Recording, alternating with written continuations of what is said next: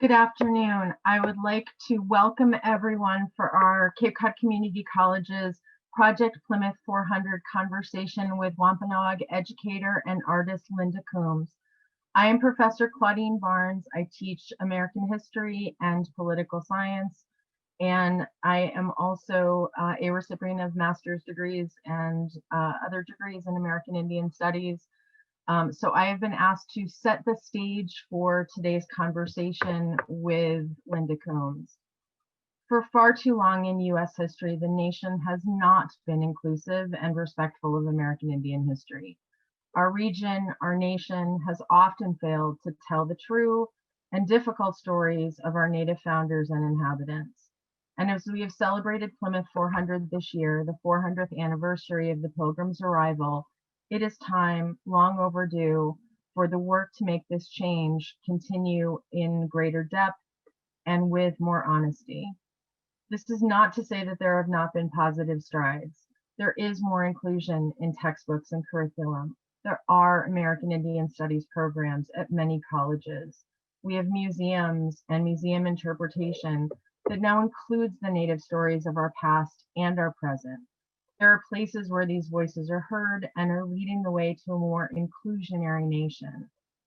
We as a region, though, want to be one of those places where all of our voices are heard. At Cape Cod Community College, we recognize that there's more work to do in order to be a true community. At Four Cs, we are striving to be more inclusive of our local history, of our native students, and engage in overdue outreach to the Wampanoag tribe. So our guest today is going to help to bring local native history into the light for our college community. Often in teaching US history, we've used the food analogy of a melting pot. I love food, but I hate this analogy. It's this idea that once people enter the United States, we somehow melt together, becoming one. And that is not reflective of the actual experience for immigrants, and it is certainly not reflective of the populations who were here before any Europeans arrived, our native neighbors. It is true that Native history is United States history, but we have not melted into one.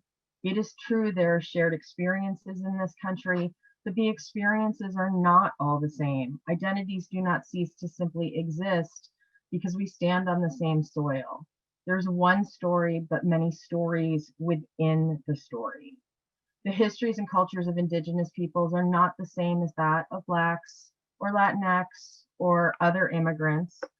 Native history is unique because the United States is wrought from the foundations of Native society. And I'm going to steal a quote from Linda that I found. She said, "We became the template for how to eradicate other tribes or assimilate and eradicate whatever process they thought best." And she's right. The reality is that how English colonists treated and learned from the Wampanoag set part of the stage for the entire development of the United States. And this is a part of our history that should not be ignored. We cannot, as I strive to tell my students and my friends over and over again, we cannot understand our present without understanding the past. We cannot respect our community today without understanding the unique contributions to this nation that they have and will continue to provide. There remain very deep divisions in this nation over race. I think any of us paying attention over the last years are well aware of that, but we will continue to have many of those divisions if we avoid learning not only from the diverse peoples of the past, but diverse peoples of the present. But this work is admittedly hard. It forces us to recognize events in the nation's history that are unimaginable and often cruel. And it requires us to empathize with those whose experiences are different than our own, and to learn and to respect our differences, to listen and to hear passionate and sometimes angry voices. But it's only when we know our communities that we can then share our communities as equals. And so we as a college embark on this process of listening, and for all of you, I hope, hearing. I would like to introduce Vice President Arlene Rodriguez, who will do a more formal introduction of Linda Coombs. Thank you. Thank you, Claudine. Good afternoon, everyone. I am honored to introduce you to Linda Coombs. I actually had the pleasure of meeting Linda about 2 years ago when I first arrived at Cape Cod Community College. At that time, Linda and several tribal leaders, as well as several of our 4Cs faculty and I, met to discuss points where we could collaborate, where we could create intentional partnerships to support each other, but especially to support our Native students and to educate ourselves on the history and culture of the Wampanoag.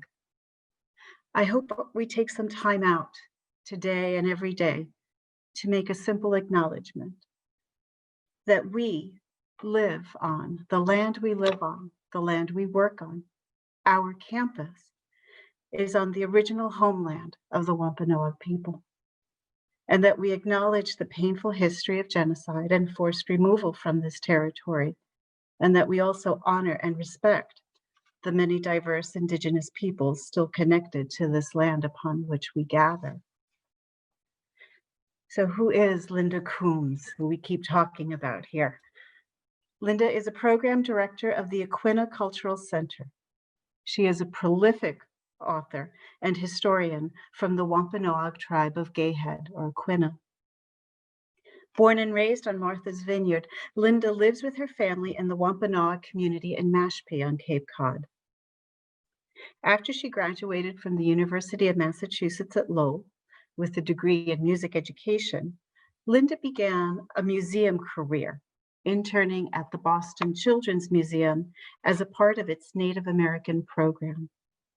Linda later worked for nearly 3 decades with the Wampanoag Indigenous program at Plymouth Plantation, including 15 years as the program's associate director. Linda is passionate about educating the public about myths concerning the Wampanoag culture and traditions, and those of all Native people. Her goal is to inform and educate the public about Wampanoag history, culture, and other contributions, and to present the nearly forgotten traditional skills and technologies of her 17th century ancestors as authentically as possible. Please join me today in giving a warm welcome to Linda Coombs. Oh, thank you. Thank you for having me. I guess I'd like to start out by talking a little bit about Plymouth 400, since that name is up on the screen as the introductory panel of this. Plymouth 400 is an organization that actually began in 2007, and it was a board was formed to create events to commemorate the 400th anniversary landing of the Pilgrims. And at that time in 2007, they asked one Wampanoag person to join. And I often wondered why I hadn't been asked, because I was still working at Plymouth Plantation at the time, and I was right down the street.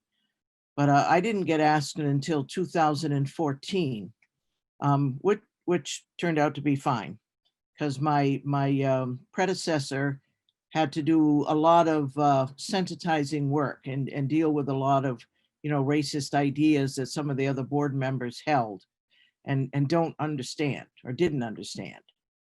I think they understand better now, because my predecessor is a pretty forceful person.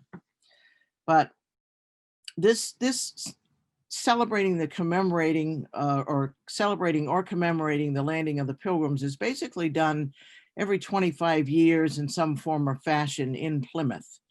And for the 300th anniversary, 100 years ago, Pilgrim Hall in Plymouth did an exhibit on it a few years ago, and they had non-natives dressed up as in Indian clothing, which were, pretty terrible. And there's one photograph of them with a Wampanoag woman from the Betty's Neck, which is near Fall River area. She's an older lady at the time, and it's just her. And she's surrounded by this group of white men with suits and hats and, and she looked like she wanted to be anyplace else but. But she was the only Wampanoag there, and while she was there, they had an Indian village back by Morris Pond in Plymouth, which is back away from the waterfront, like a couple of miles or whatever. And they had brought down Passamaquoddy people from Maine to create a village and to sit there and talk to people and all this sort of thing. And it's interesting that they would bring people from Maine when the community of Mashpee is 30 miles down the road. They found Mrs. Mitchell, but they couldn't find Mashpee. So that was very, very interesting thing to note. Then 50 years ago, for the 350th anniversary, once again, the town of Plymouth thought that they would like to have some Native inclusion. And they found Frank James, who is an Aquinnah Wampanoag. He passed away in 2001. And they asked him to write a speech. He lived down in Chatham and was a music teacher at the Nauset Regional High School for many years. And Frank wrote a speech, and they wanted to see it before the day of its delivery. And they didn't want him to give it. They wanted him to change it because they were looking for the friendly Indian and Pilgrim thing where everybody sits down and has turkey and all of that sort of thing. And that is not what Frank wrote. He wrote about what happened to Wampanoag people as a result of the colonists coming and settling and usurping our land, our ways of life, our history, all the rest of it. So they wouldn't let him give the speech. So he went and founded the National Day of Mourning, which will happen at least on Zoom this year, as it has for the 50 previous years, which is a protest that was held on Coles Hill in Plymouth. And in 1970 and 71, 72, that's when the American Indian movement was very active, and a lot of those guys were coming out. The first year in 1970, there were like hundreds and hundreds of Native people from around the country, as well as other regular tourists to Plymouth for Plymouth Rock and all the rest of it. So that was a step in the right direction, I guess, at least for us. Then at the 375th, I was asked to join the committee at that time. And that was 25 years ago, and 1995. And suffice it to say, I didn't know as much as I do now, okay, about history. And what we did was very nice. We brought like a little play from Aquinnah. We call it a pageant, and we enact some of the Moshop legends. Moshop is like our creator, and these are oral stories that we've had since the beginning. And the stories are put together into like a pantomime, and then there's a narrator that reads them. And we brought this whole production over and did it in Plymouth. And it's done at night because it starts off with Moshop leading his people to Aquinnah. And so the people are, going through the night with torches, and it's very dramatic. We also did a thing on dancing, where we just demonstrated different sorts of traditional dances, powwow dances, explained them, explained the regalia, all of that sort of thing. And while all of that is educational, I've since times many, often complained that, our part in things has always been to dance and entertain. So we try to get away from that unless it's in a totally educational setting. So that brings us up to now. And as I said, I've been on the board of Plymouth 400 since 2014. And Paula Peters, who was my predecessor, called me and asked if I'd like to be on the board because she was stepping down. And she had already started working on one event. And when I went on, I had two other ideas. And she was working on an exhibit. One of them was in a slide previously, Our Story, 400 Years of Wampanoag History. And that is a traveling exhibit. And every year since 2014, it has gained a new additional segment. So now it's a rather large exhibit, and it can be found virtually online, and it describes some of the early history prior to the Pilgrims coming, because there was slavery, there was disease, there were kidnappings. Everyone's probably heard of First Encounter Beach. And just the other day, I was reading something about how, the Pilgrims pulled up at what is now known as First Encounter Beach, and they met with hostile Indians. And it's like, okay, well, I guess they missed the part about the kidnapping and the slavery and the disease, which I don't think anybody would, be very friendly after experiencing that from people coming into their territory. So, and one of the projects I was working on was a history conference, which I entitled Here It Began, 2020 Hindsight or Foresight. And we had 9 Zoom sessions over 9 weeks. And it just finished this past Sunday. And that will subsequently become available as well. But I had 62 speakers, 54 of whom were native speakers and 8 other, colleagues and friends.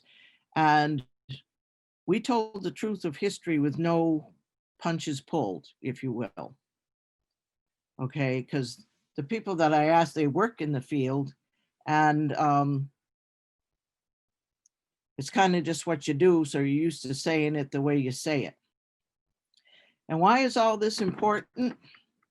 I had someone ask me the other day, why is Native American history important? And my answer to her was, because it happened. Okay. As we've heard, a lot of the history has been not told. Native people have been erased. When I worked at Plymouth Plantation, the most frequently asked question that we got was, are you a real Indian? People just couldn't believe that we were actually Wampanoag people, because we all died out from disease, or we got killed in a war, or something of this nature. And people just couldn't make the connection in their brain that they were standing there talking to a Wampanoag person. And they would talk to us as if we were someone else, which is a very odd experience. So there's a great need to get the truth of history out, because all of this stuff, the first Thanksgiving and all of the mythology that goes along with it, and any form of historical erasure, that's what this country has been built on. And my feeling is that after 400 years, it is time for this country to be able to face its history, to look its history in the face, and to shoulder it and carry it. That is the only way that we're going to achieve equality or justice or peace or, any of those things. So I want to talk a little bit about what it means to be Indigenous, because Native people are often lumped in with other groups of people. Even in like college programs, there's a multicultural organization or something like this. And I don't know if those actually work for anybody, but they often don't work for Native students. And the reason is we come from here. Our people or our ancestors didn't come from another country. Okay, this is borne out in our language. The word in the Wampanoag language for land is ahki. And if I'm going to say my land, I have to add a prefix that refers to me or I, meaning, so I would say natakim. But if you'll notice, I put an M at the end of it, natakim. Okay. And that M, that letter M is a suffix. And what it means is, in the case of land, is that the land and me, we are one thing. We are inseparable. We cannot be separated any more than we can be separated from water. Our bodies are 97% water, or whatever the percentage is. We can't be separated from air because we'll we would suffocate. We can't be separated from land. And in our traditional culture, we were not separated from the land. Our feet always touched it. Losing our land was like falling off of our feet, being knocked over. So that's a very important concept. And it is something that all people have, but have lost it by virtue of coming to this country, I think. Maybe they didn't realize they had that type of connection to wherever their homeland of their ancestors is. That's a very important thing for anybody. And I've heard people say, like at Plymouth, oh, you know, I'm a mutt, I'm a mongrel, I'm Polish and Irish and French and Jewish and Spanish and, you know, and 3 other nationalities. And what do? They can't even identify as like one thing. And I don't think I really have an answer to that. I mean, I'm a biracial person, and I was like 40 years old before I realized that I was biracial and not a half-breed, not a thoroughbred, not a full-fledged Indian, you know, all of these terms, but that I'm a biracial person. But I was brought up, you know, primarily, you know, as a Wampanoag person. Okay.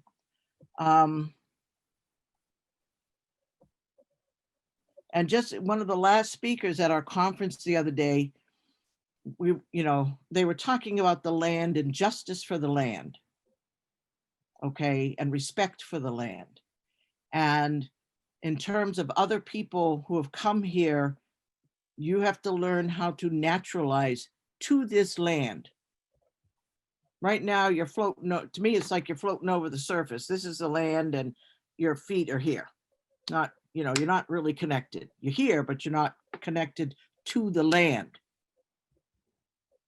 Because if people were, we wouldn't see the destruction, the environmental destruction that's going on now. Period. It's that simple. So, you know, there's a piece of work, or, you know, some things to think about. So as I was saying, you know, there's a lot of history, you know, a lot of the mythology that's, you know, it's so hard to dig it out. I was talking about this with someone the other day. I mean, one time I did a workshop with a group of teachers, and we were talking about stereotypes. And a lot of times teachers, elementary grade teachers, they want to have activities for the kids to do. And so one of the activities can be to take brown paper bags, cut them up into Indian clothes, and paint Indian designs on them. So I spent like an hour and a half, you know, blah, blah, blah, blah, blah, stereotype, you know, totally misrepresents it. It reduces Native culture to kids play, you know, busy work. I ran the whole thing down. And afterwards, one of the teachers came up to me and she was like, well, do you think it's really all right if I just, you know, have the kids, you know, do it with brown paper and I was like, I'm pretty sure I saw her out there in the audience. I don't think she was sitting in the other room. You know, she just missed it. So things are so ingrained. Okay, and that's something that needs to be realized, and maybe before it gets out here, you know, stop it back here somewhere before, you know, and start to analyze, you know, some of the thoughts or the impressions that you might have about Native people in any given area. And a lot of people don't understand, you know, what colonization is. Rather recently, last year, 2019, I asked someone, what is colonization? Can you give me a definition? Oh, well, that's when you go to a group of people, you know, leave their country and go to another country and they settle down and make their lives there. And I'm like, is that it? And they were like, there nothing more was coming, you know, which the thought stopped. What colonization is an intentional act to go to another place and take the land of the people that are living there whatever the resources of the land are, and they do to the people whatever it takes to get those things, including killing them wholesale. Okay. And that is the history of this country that needs to be come to grips with. In my mind, it's not about blaming people. It's not about finding fault, guilt tripping. Those are useless thoughts to me because they just keep us all mired in the same spot. Whereas you'll nail one foot to the floor and wonder why you're running around in circles, you know, it's like that. But colonization is a thing that is extremely large, insidious, obvious, you know, all at the same time, very damaging.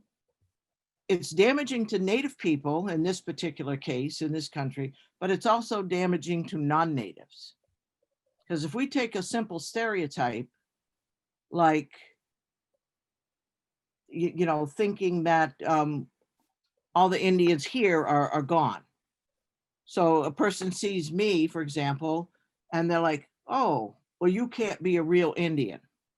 So that person's believing a lie, something that is not true about me. And I have to stand there and argue with them, or, you know, go convince, cajole, you know, the whole thing to get them to justify my existence. I was talking with a friend of mine the other night. He's in his mid 40s, so, you know, young.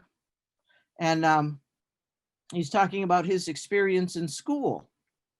And he went to school in the Boston area, and he was 8 years old or whatever, and telling his teacher that he was from a Wampanoag tribe. You know, little kids, when they say stuff like that, they're very proud. And the teacher basically told him that he shouldn't say things like that weren't true. I've heard that story hundreds of times. I've experienced it. That is very damaging to children, to be told that who they are isn't true or is a lie. Okay, but this is a daily occurrence.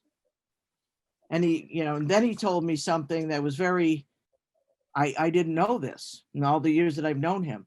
When I worked at Plymouth, he came in as a child on a school trip visit and talked to me, and I think he told me, it was probably the first time I met him, that he told me he was from a Wampanoag tribe of Aquina. And I'm like, oh, you know, I'm from Aquina and so on. And the teacher overheard this whole conversation. And that was the first time that she got that it was true, that what he was saying of, you know, who he was. I've had Wampanoag elders tell me, oh, you know, I feel really ashamed. I feel embarrassed because I don't know my history. You know, I don't know if I have the right to, you know, whatever. And I'm like, you know, I don't want to hear it. Because the reason that you don't know your history, there's a reason for it. It was erased. It was made invisible. It was not told in the schools that you went to. They also, these 60, 70, 80-year-old people were told that they were not Indian. Okay, whether they look like Sitting Bull or anything else but, you know. It is not up to the teacher or anyone else outside of that person to tell this child or this elder who or what they are.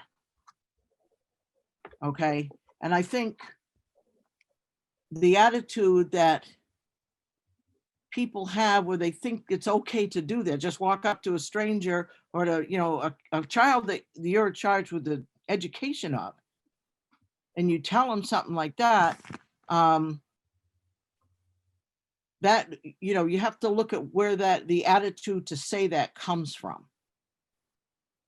That's a colonial practice of erasing Indians. Okay, you know, live and in color, boots on the ground type of way. So colonization, you know, I often think of it as a many-headed hydra, because it isn't just one thing. It hasn't ended at all. Clearly, you know, as I was saying, you know, some of these things that have been told to me or that I've experienced are just, you know, the modern version of it. And it's a continuum. But, you know, it started, you know, with what we call the Doctrine of Discovery. I don't know if folks have ever heard of that. The Doctrine of Discovery came out of a series of bulletins or bulls, they were called, that came out of the Vatican in the mid 15th century from the Vatican. And basically was saying that people that aren't Christian aren't really human. So therefore, it's okay for Christian people to go to all these other lands, and they can take the land, they can take the gold, they can take the spices, the timber, whatever is there, and they can enslave the people or they can kill the people, whatever is gonna work the best. Okay. And that, of course, you know, that was 1452. So that's 150, 70 years or whatever before the Pilgrims came here. But, you know, what came after that was the age of exploration. And 100 years before the Pilgrims, or for 100 years, there were ships going back and forth, trading, exploring, fishing. And then when the Pilgrims came, they actually had a charter from the king giving them this country. And he specifically describes it by every river and tree and rock and brook and lake and pond and pathway and beach and whatever y'all got over there belongs to me, the King of England now. Okay. And so people have, you know, this attitude of entitlement, which is something that really seriously needs to be looked at. We need to flip the switch on that one and think about the word respect. Because if you respect somebody, you're not going to tell them they're not Indian or whatever, regardless of what they look like, you know. But then between 1616 and 1618, there was a huge plague that swept through this area and wiped out 75 to 90% of the Wampanoag people. And it came down the coast from up north, and it sort of stopped when it didn't stop when it hit Plymouth or Patuxet, our village of Patuxet. It turned inland at that point and stopped at Narragansett Bay. So all of the communities south of what is now Plymouth and along the western edge of Wampanoag country, which is like, you know, this side of Narragansett Bay and Providence, Rhode Island, and Bristol and Warren and all through there, you know, there were still people there. And we were in the process of recovering from that plague when the Pilgrims landed. And I don't think we've recovered from it yet, because we certainly don't have the numbers that we did back then. Nowhere close. We had 69 villages in our nation. Patuxet was one, Mashpee was one, Aquina was another. Nauset was one further down the Cape. The one that Massasoit was from, the sachem or the chief that came to deal with the English, was from Pokanoket, which is where Warren and Bristol, Rhode Island are. Nemasket is Middleborough, Neponset in the Boston area. And you know, how many others?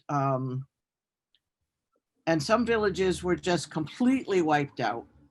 Some may have had some survivors that, you know, just left and went to live with existing, you know, other communities. Okay.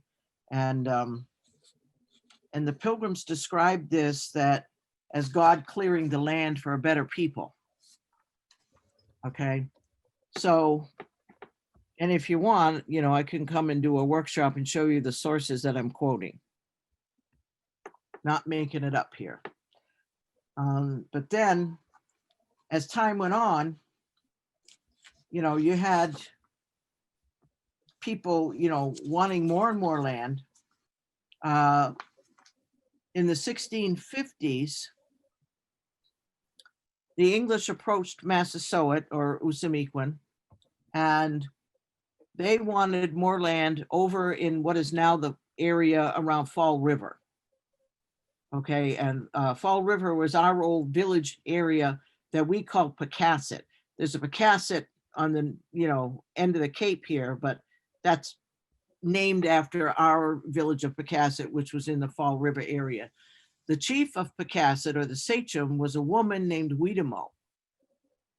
And so the English go to Usamiquan, and they're like, oh, we want to buy some of the land over in Pecasset, and can you help us with that? And Massasoit looked at him and he says, I can't help you. I don't own it. It's not in my jurisdiction. It belongs to Weedamo. You have to talk to her. And the English had a big problem with women, as second-class citizens and all this sort of thing. And, no women, for example, signed the Mayflower Compact, and, they had their place in society, and that was kind of that, and men ruled everything. And so what do? They went and talked to Weedamu's husband. I don't think he was even from Pocasset. He was from another village altogether. So he really had no nickel in that dime, and he was like, you got to talk to the boss. You got to talk to Weedamo. That land is, hers. And I'd like to take a moment just to talk about the whole concept of land ownership. Because when I say the land was hers, Weedamo's, I'm not saying that she owned it like people own land today and you have a deed for your acre or, whatever it is, right? It wasn't like that at all, because we did not have that concept. Because just like you can't own air, or water, you can't own land. The Creator made the land and it belongs to the Creator. He's given us the gift of living on it. And he's given us a set of instructions of how to live on it. Okay. But as humans, we had boundaries, and those boundaries were respected and acknowledged from village to village, from nation to nation. They were physical things like rivers or mountains or, what have you. And people agreed to live like that. And they did so because, our primary instruction was to keep the land as it was created. And so we work to maintain that balance. Okay. And so, but the English just had a real tough time that day, because they did not want to talk to a woman about any transfer of land. And, it's weird because there was I can't remember who it was, but there was an Englishman who did live in Pocasset. And he had a farm and he grew corn, which was our plant. It's indigenous to here. And like all the other people in the village, who, when they grew corn, they gave so much corn, to Weedamo. And he did the same thing. It's like, okay, every year everybody's going to give me a bushel of corn or 10% of your, yield, this sort of thing. And not that she used it for her own use, but she kept it in case somebody needed it. If their crop failed, or they dropped all their bags of corn into the river or something, I don't know. So, very important things, because everything since time has been about the land. By the 1660s, there was a whole body of colonial laws developed, and a whole bunch of them were in regard to Indians. We couldn't powwow, which was powwows, our word for the word powwow, meaning, the event that you go to today where Native people dance and everything. That word comes from the Wampanoag language, and powwow or powwainum is our medicine man, and the word means healer, one who heals. Okay. And these were the people the English were calling witch doctors and sorcerers and wizards and all this sort of stuff, because they didn't bother to stop and listen to us, because we weren't human, you see, so they didn't have to do that. But my favorite one is that they had set up a system where, that governed the transfer of land between Indian person to Indian person, or Indian person to white person. And if a white person wanted to buy land from an Indian, they had to get a permit or a license. And if they failed to do so, then the land would revert to the country. And I'm like, oh, that's pretty interesting. In other words, it would revert to the government of Plymouth or Boston, whichever, was the one to deal with the situation. But it wouldn't return to the native person who owned it, whose land it was. So they had 1,000,001 ways to, relieve us of our land. There was destruction of traditional leadership, undermining, or outright killing, where, leaders were just put in a position where no one listened to them anymore, or, anything that they said they couldn't support because it was undercut by, the colonial government. There were systems of debt created, and, we didn't have a money economy. So this put us into a situation of poverty. Okay. And, if you can't pay a debt, well, you were allotted 40 acres over there. So why don't you just give me 10 of them? We'll call it square, and that's how it went. Or there was a system of indenture where English people indentured English children at a certain age, and they went on to learn the trade of being a blacksmith or whatever, and then were released, and when they were 18 and they had a trade that they could support themselves. That was not the case with Native people. They might not ever get out of indenture. It was essentially a form of slavery. And slavery was another thing. Slavery began in Plymouth. It was happening all over. All of these things that I'm saying, they were not just Wampanoag, but all of the people of this area were going through this. Okay. The educational system European educational system was put into place with the establishment of Harvard College and the Indian College at Harvard. And I think they only had 5 Indian people that ever attended, and 4 of them died, and 1 quit before graduation because I guess he saw the handwriting on the wall. He was a Nipmuc man named James Wawas, or James the Printer, and he went back home. But 2 of the others were Nipmuc, and 2 of the others are actually from Aquinnah. And one man, Caleb Chisha Tiamuc, died a year after he graduated in 1665. He got consumption from living in the city of Cambridge in the 1660s. There was a lot of psychological warfare that went on, where people were laughed at or prevented from speaking their language or made fun of. There's a whole system of that. Let's see. Religion was a big one, because eventually it got down to be convert or die.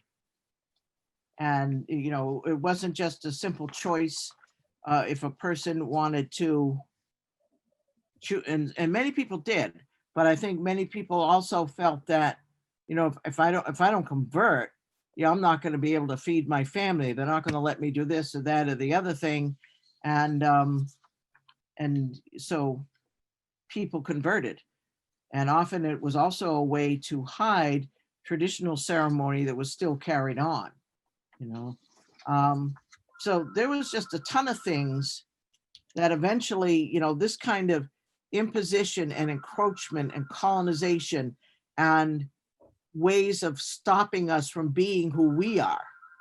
The land use practices of the English, when we converted to Christianity, they wanted us to live like English people, dress like English people, cut our hair In our culture, women were the farmers. In English culture, it was the men who were the farmers. So there was that whole flip. They allotted land, which interrupted the way that we use land, because they didn't perceive, because they don't bother to listen, that we used the land, but we did. We had very specific ways of caring for it and maintaining it and interacting with it, being on it, being in right relationship and not destroying it. And all of that was overturned with the imposition of these English ways. Okay. So it all resulted in King Philip's War. And when the war happened, Native people, Philip was Massasoit's son, and he spent, time going around to all of the nations in the area, Narragansett, Nipmuc, Mohegan, Pequot, Niantic, Massachusetts, Mohawk, and trying to get as many people together as he could to push the English back across the sea.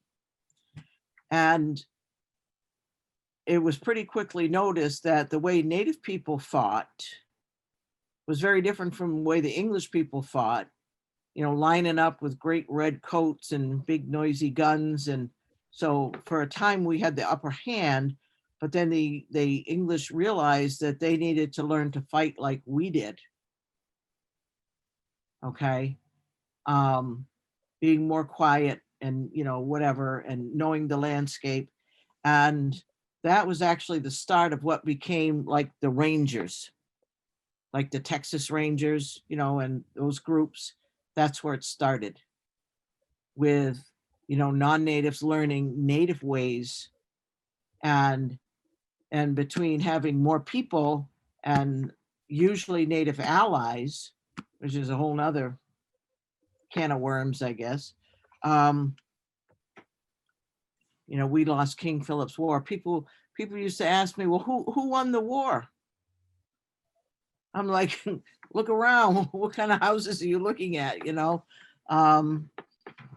So people, I think people need to learn to read history and read it critically, and just be more aware of what went on in their own backyard, in whatever part of the country people come from. It doesn't matter if it's here or anywhere, because anywhere in this country, on this continent, there were Native people whose land other people are now on, and that should be acknowledged.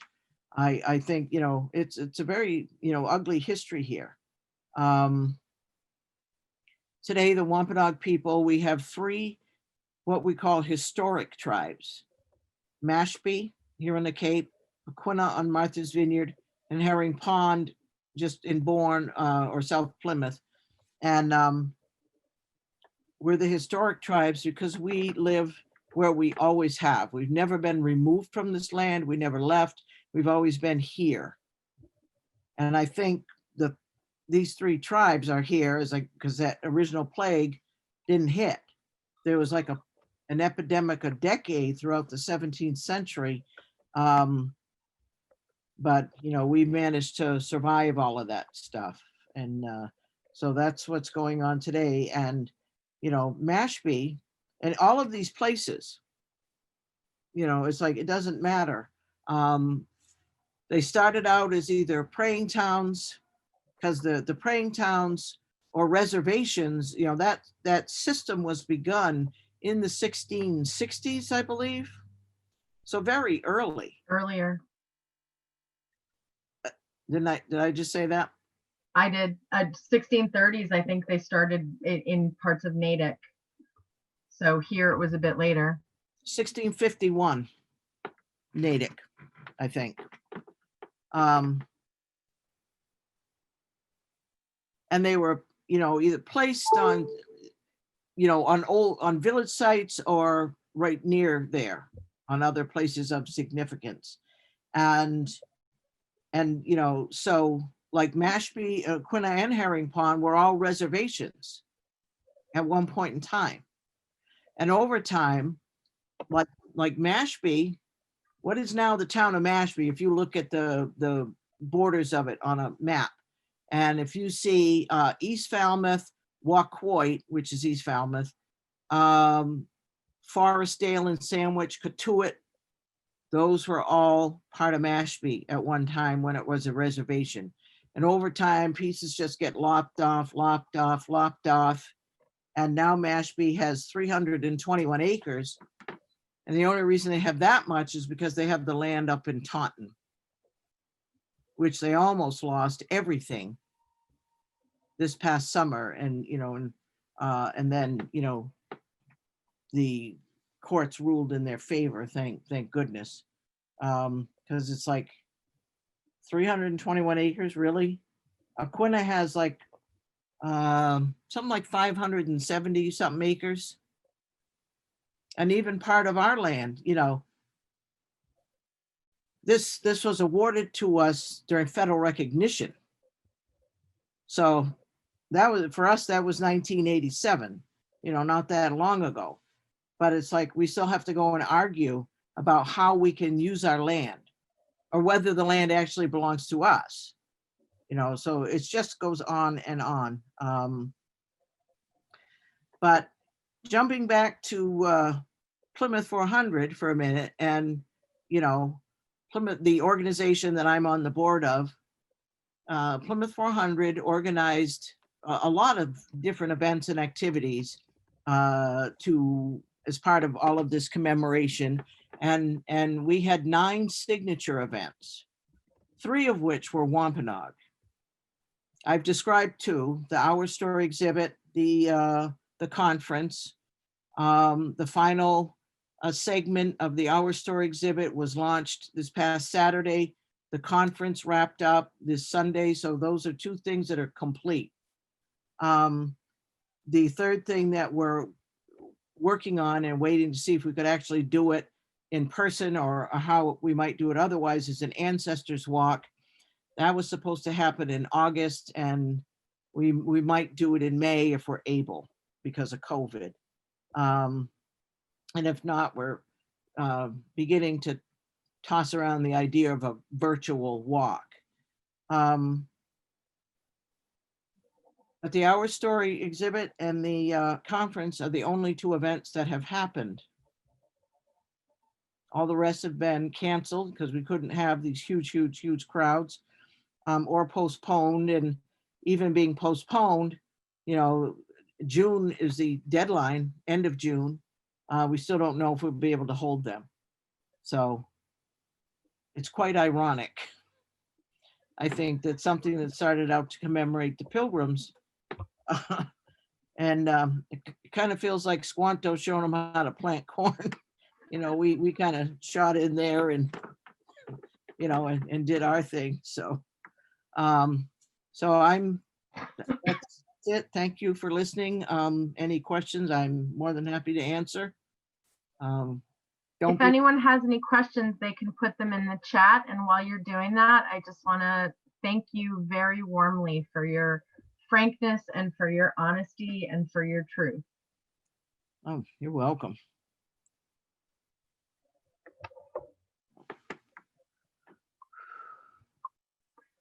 So I am monitoring the chat while we're waiting.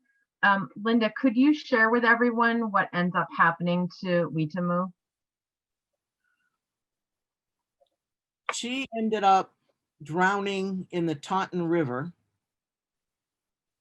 and she was then beheaded, and her head was put on a pike or a pole and placed outside the palisade of the English village.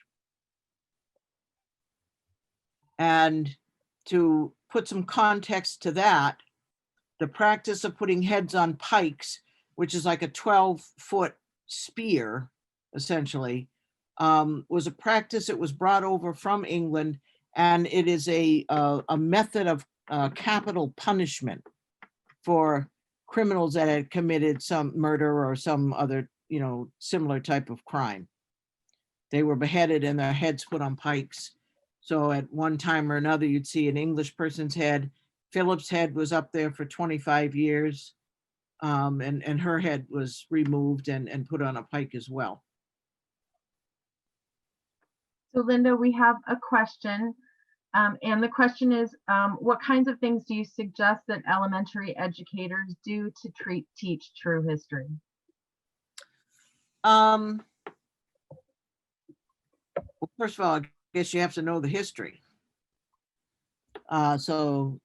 And just off the top of my head, I can recommend two books. They're not children's books, but kind of background information for the teachers, and that they're both by the same author, Lisa Brooks, who is Abenaki.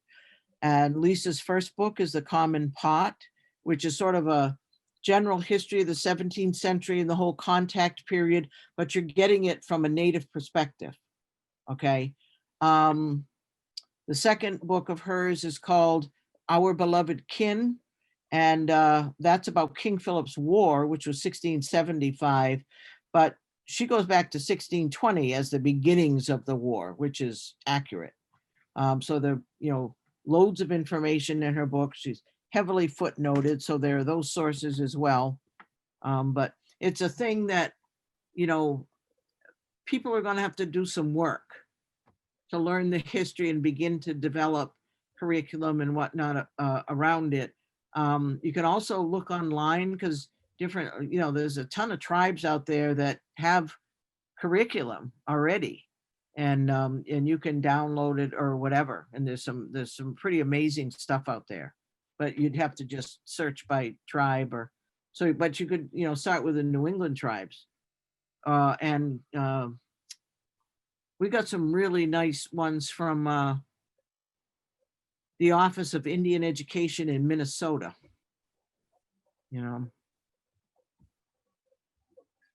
Linda, we're getting quite a few questions about how people can tell your story, tell the story of the tribe, and about appropriate resources. And I'm reading into these questions a little bit for adults as well as for children and for our college age students. How basically would the Wampanoag want to be understood, and what sources would reflect that would be good for people to use? Well, the two that I just mentioned, definitely. I have a book. Did I send you my book list, Asher? You're muted, Asher. I can't hear you, but sorry. I think I have your book list, and I will share it with those who go ahead and email me. Okay. Yeah. Yeah, because I developed a book list over the summer that has primary sources and secondary sources. Primary sources are those that were written by the English in the 17th century that were interacting with us. And you kind of have to learn to read them, number one, because they might be written in 17th century English, which is a skill to, undertake. And then number two, you have to, watch for the biases, and it's a process of learning. But I think the basic thing to realize that the best way for any people to be represented is through their own perspective, who they say they are. Okay. So, and a lot of times it's just weeding out the stereotypes or the misconceptions, or, all the ingrained stuff, and recognizing that sort of thing, and grappling with it. And, whenever we can get back to normal life, like attend powwows, you go places that are public Native events, and just start to meet people and stuff. And then another question, and I think this, given the time, is probably one of our last. What is the best way for us to be an ally? How can we better promote a real understanding of Indigenous peoples? How do we be that ally? Well, it's kind of the same answer. Okay. Educate yourself as to the history of this area, and, watch out for your own attitude and biases, and, do a little research into what equality and justice really mean. And I'll recommend two books, and hopefully a lot of people have heard of at least one of them. It's called Braiding Sweetgrass by Robin Wall Kimmerer. Okay. The second one is called Sacred Instructions by Sherry Mitchell, who is from Penobscot. Those two ladies were our final speakers at the conference, and what they were each saying was so beautiful and so profound. And there was a lot of, commonality, a lot of the sameness in their message, but they each expressed it in a different way, which is, exactly what I was hoping for. Because, I think in the Indigenous history business, repetition I found is a good tool, because like I was saying, the stuff gets so ingrained, you got to say it a bunch of times and people before it gets shaken loose, So I think those are the, just to educate yourself about the history, about what's going on with the tribe today, and, educating yourself just generally. And I mean, there's a ton of stuff out there about Indigenous people around the world, because, we're all kind of doing the same thing, So I feel like we all have our homework assignments, and I'm going to ask if once we finish our homework, you will come back and speak with us about it and tell us how we did with our reading assignments. Yep, I'll have a test prepared for you by then. And I would welcome that. I truly would. If everyone can just give a virtual thank you to Linda, we greatly appreciate your time. Oh, you're welcome. Thank you for having me. And we hope to have you back many more times as well. Okay, thank you. So thank you very much. Hi, everyone. Bye, everyone, and thank you for attending. Thank you. Today's presentation allowed an inquiry into one of the best known stories, or lack of a true story, of American history. The interaction between the Pilgrims and the Wampanoags, which includes that first Thanksgiving story. The compelling question is, how did the English and the Wampanoag move from contact to cooperation and then to dispute? Today, we focused on three things, three essential principles: compassion, empathy, and connection. What do they have in common? This is how we unify what has been broken. What could be more significant than building deeper relationships? I want to read something to you. The biggest deficit that we have in our society and in the world right now is an empathy deficit. We are in great need of people who are able to stand in someone else's shoes and see the world through their eyes. Barack Obama. Today, we were able to take just a small stroll into the shoes of Linda Coombs. I invite all of the individuals who are in attendance today, and those of you who will be watching this through our YouTube channel, look at these readings, look at these books, and then relook at them. I can't tell you enough. To retell these stories is how we break those traditions of being miseducated. Thank you to Linda Coombs. Thank you. Thank you for sharing. Thank you to VP Rodriguez, and thank you to Professor Claudine Burns. Thank you, the audience, for spending what I consider a controversial afternoon on the eve of one of the most important, what we believe, holidays in this country. For announcements, December the 8th, we'll be doing a project called Cultural Exchange. December the 7th through the 10th, the Office of Student Engagement will be holding Stressless Week. The end of our season, fall 2020, full semester final exams begin Wednesday, December the 16th through Tuesday, December the 22nd. Thank you. My name is Asher Hamilton. I'm the coordinator of student engagement, and this was for you. Have a wonderful season.